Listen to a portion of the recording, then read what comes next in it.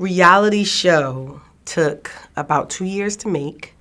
I think it's the most personal album in the fact that I spent a lot of my time in Philly with no producer, just me and the engineer.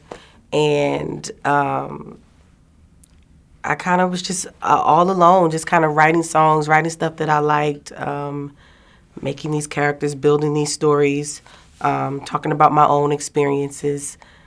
And so I love the album, but of course when you are so intimate with something, you find things about it that you want to tweak or whatever. So the label actually had to tell me to stop. They was like, enough, you can't go back and keep working on stuff. So, you know, I'm a creator, so I'll always like find little things to tweak, but I'm happy with it. I'm happy that people like it so far. I was going through a relationship, and it just was not a really good relationship. You know, like most people, you know, they go through relationships and they're not good, and sometimes they can drain the life out of you, and you could put so much emphasis on the relationship and the person that you kind of lose yourself, and I think that's what happened. I kind of lost my love for music and just for everything because the relationship just was not good for me.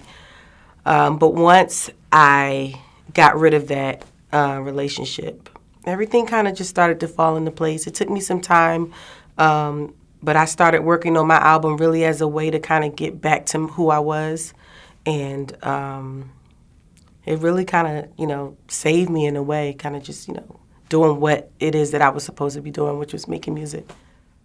Stanley, that was a fun song. So Stanley was pretty easy. It didn't take like a lot of thought. I just wanted to make something that was fun, but still kind of, you know, had a little sassy message to it. And I think that's something that people like about my music is that it's a little sassy. It's like, you know, got a little punch to it. So Stanley was easy, but writing for me, it depends on the song. And then it depends on like the story, like how in depth I'm trying to go with the story and what I'm trying to say. It depends on how long it takes. I've always just had a memory of music because that's kind of, you know, where everything started for me was in church, and I was always singing.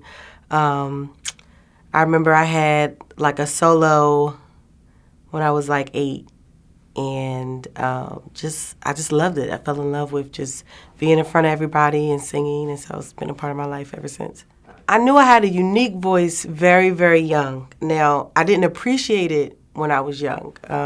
I think when you're younger, you want to fit in, and so when I was younger, the fact that my voice was so low and raspy, I didn't quite like it, but then once I got older, I started to realize that it was that thing, that uniqueness about me that kind of drew people to me and you know, drew opportunities to me. So it took a while for me to appreciate it, but you know, I appreciate the fact that I sound the way I do.